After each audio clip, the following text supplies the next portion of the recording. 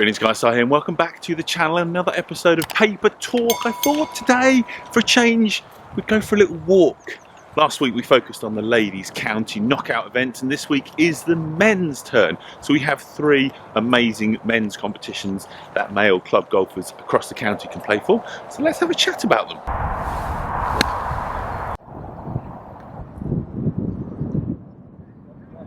Oh, great. So the first competition to be discussed is the Stenson Shield scratch match play event played by 8-man teams, and you have a substitute you can use at lunchtime. 36-hole match where you play foursomes in the morning and singles in the afternoon. So two different formats, lots of questions to be asked by the captains. Who's going to play foursomes, who's going to play singles, who can play all 36 holes in a day, and with the team made up of scratch and low handicap golfers.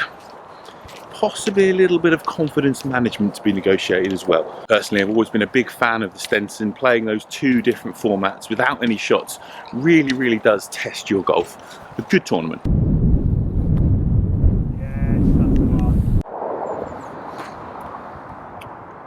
That's the one. In the hole. Well, the next tournament to talk about is the Hambro Cup, and again 8 players is the order of the day. Again, we've got a couple of substitutes we can use, but the format is very different. So it's a handicapped event, so shots are to be taken and given, and it's a 36-hole match with every single hole counting. So where normally in match play you have a match, and when it comes to a finish and there's not enough holes left for the opposition to claw the holes back down that they are, then you walk in and a point's given. But in the Hambro, every single hole counts. So there's 108 holes up for grabs, which is remarkable really, how the matches then end up coming down to 1 or 2 shots. And it can be so important that if you're 3 or 4 down, to try and claw those 1 or 2 shots back. And if you're 3, 4, 5 up, that's not enough, you've got to keep going for more. It really is an intriguing format. I can definitely attest to this by once upon a time being 14 up on the day and on the losing side.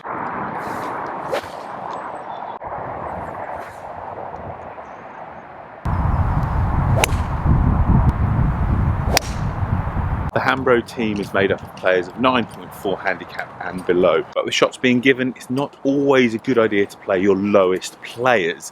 That's where the Stenson holds its place, and then players from that sort of 6 to 9 bracket have a chance to get in. Considerations that the captains have to make is who plays with who in those pairings, and also when you're playing away from home, who's going to be suitable for the different courses, the different terrains, the different environments that they might face.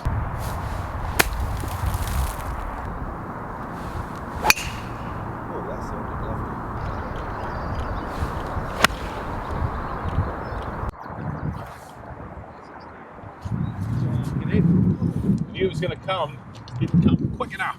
So the last competition to focus on is the Tolly Cobbold Cup. Again, 8 players, again 36 holes, again 108 holes up for grabs, but this time 9.6 to 18.0 handicap. So just like the Cranworth that we spoke about last week, it's that wonderful mix of a lot of players that each golf club is going to be eligible for the Tolly. So you're going to have juniors, new golfers, young golfers coming down through the handicap brackets, and then more experienced golfers having been down there on their way back up. The challenge to the captains then is to find that mix of pairings where you have experience and some youthful exuberance, those players that are coming down as well as those players that are holding on to their handicaps in this bracket. And again, with so many people eligible at every golf club, the Tolly is often the most talked about at a lot of golf clubs because there are just so many people that are eligible. Personally, I've always enjoyed watching the Tolly matches because it's often the first experience for a lot of these players at county golf. You see some really interesting scores, some really close matches, and again, it's always remarkable when there's 108 holes up for grabs, how close these matches end up. So there we go, 3 interesting competitions that the men have to play for. But with the demographic of golf as it is, with many retired golfers, Suffolk Golf also lay on 3 more events. You have the Parks and the Beaumont, which is the Hambro and Tolly equivalent for senior men golfers, and then the Seniors Ladies Jubilee Shield for senior lady golfers over the age of 55. And then when you add in the Suffolk Junior Team Championships, there really is something for every age and handicap bracket.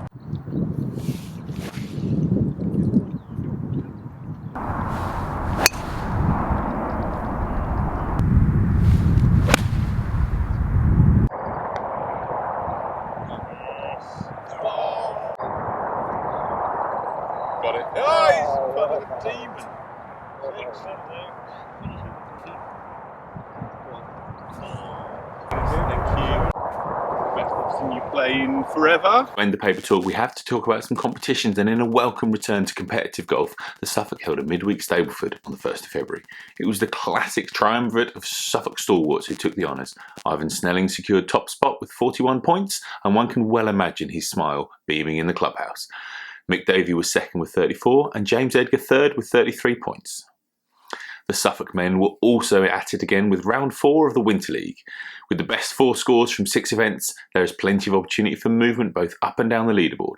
Martin Levens and Paul Humphrey had a day to remember with 45 points, which when playing the Greensims format is no small feat.